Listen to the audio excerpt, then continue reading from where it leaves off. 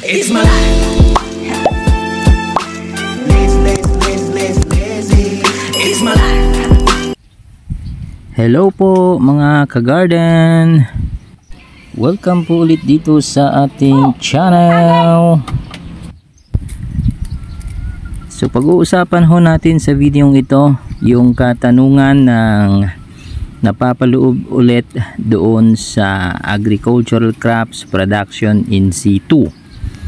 Yung isang katanungan po doon ay what are the types of planting materials?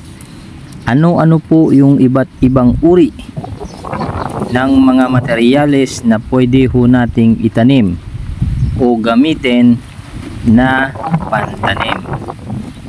So ayon ho doon ay may 10 tayong halimbawa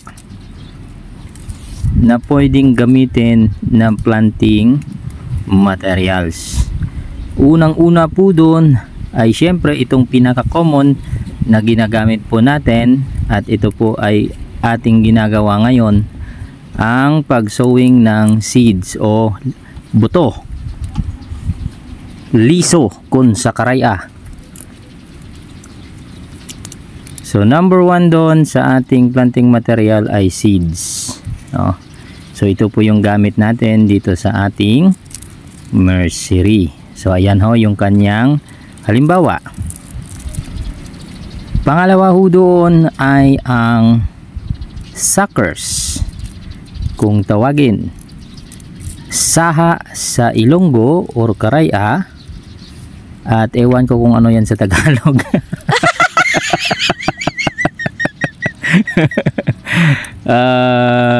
So yun po, halimbawa po niyan, ayan po yung kanyang halimbawa. Yan po ay suckers po ng saging, no? So mostly sa mga Saba, saging na Bisaya, yun po ang ating gamit. Kasi minsan sa lakatan pwede din, pero mostly sa lakatan kasi pag malawakan na, ang gamit po nila ay kung hindi po tissue culture, meron po silang tinatawag na macroculture or macro propagation, basta. So yun po yung halimbawa ng suckers. Another one is yung kakasabi ko lang is tissue cultured plantlets. Ito po yung mga planting materials na pinapatubo po gamit yung maliit lamang na tissue. Sana pwede din to sa tao, no? Kung pwede ito sa tao, naku po, ang dami na ngayong tao siguro. At saka ang daming kasing kagwapo-gwapo ko. Pwede na akong i-culture by tissue lang, no? So ito po yung pangatlo na wag na natin pababain, no? Tissue cultured plantlets na planting materials. Pang-apat po ay ang cuttings. So cuttings, marami tayong pwedeng gawing cuttings na planting materials, pero mostly ginagamit ito sa mga bulaklak, especially sa yung bougainvillea ba yun sa Ilonggo,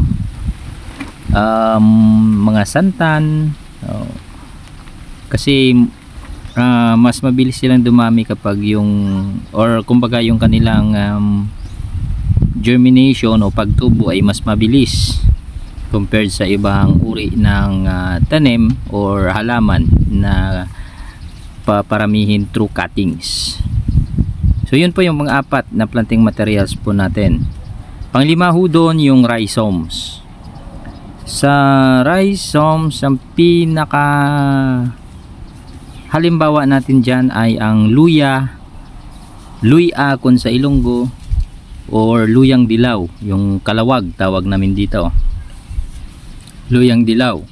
So ginger, ito yung kanilang planting materials, ang tawag dyan ay rhizomes. Yung pinakita ho natin bago lang ay yung binhi ng kamatis. Ito naman yung binhi ng talong na ating isasowing.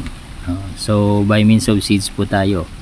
So yun po, yung panglima natin na halimbawa ng planting materials ay rhizomes o laman ng luya o luyang dilaw. Yung pang-anim po natin, ang tawag po doon ay corms. Corms o yung pinaka the best na halimbawa natin dyan, yung mga laman ng gabi. Laman ng gabi, laman ng gabing palawan, tawag namin dito palawan. Ito yung pwede itong kainin, ilaga lang natin to, parang saging, ilaga o kamote, parang kamote lang, ilaga lang natin. Tapos po pagka after 10 minutes o 15 minutes luto na siya, pwede mo nang balatan at kainin. So ang tawag po doon ay corms. Okay, so yun po yung pang-anim na planting materials na pwede po nating gamitin. At syempre hindi po mawawala yung pampito natin, yung grafted materials. Meron din po tayong pinapractice niyan dito sa ating nursery. Ang grafted materials, yan po ang isang halimbawa ay yung ampatola, yung grafted na ampalaya at patola. So sila po yung isang halimbawa ng mga planting materials na pwede nating gamitin. Syempre pangwalo doon ay yung tubers. Hindi po syempre mawawala yan. Si tubers po, ang pinaka the best na halimbawa niyan ay patatas at kamote. Yun, sila po, ang tawag po sa kanilang planting materials ay tubers. Next po ay runner or stolon. Ito po yung pangsyam na halimbawa ng planting materials ay ang runner or stolon. So yung pinaka the best po dyan, ano tawag dito, strawberry, meron pang isa, tawag namin dito sa Ilonggo is takway. Ewan ko lang ano sa Tagalog yan, pero tawag namin dito ay takway. So ang tawag po dun sa planting materials nila ay runner. Hindi po siya runner na tumatakbo. Parang ganun na rin po yung kahalimbawa, kasi meron siyang parang ugat na yun yung nagsisilbing pagkain din, isang kinakain din namin. Yung kanyang tawag namin ay takway. So pag hindi ho natin na harvest yun at tumanda po yun, yun ho yung magiging isang planting materials niya, at ang tawag ho natin doon ay runner. And lastly but not the least, or the least yun po, ang tawag po natin ay valve. Bulb, hindi valve. Ano ba naman yan? Bulb po ang isang halimbawa or isa upang 10 halimbawa ng planting materials. Ang tanim po na gumagamit nito ay yung mga sibuyas, bombay. Iba po yung sibuyas dahon Yung sibuyas dahon po kasi parang nasa ano yun nasa suckers. Kasi nagasaha na siya.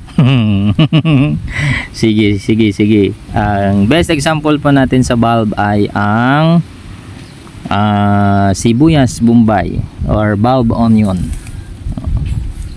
So yun lang po.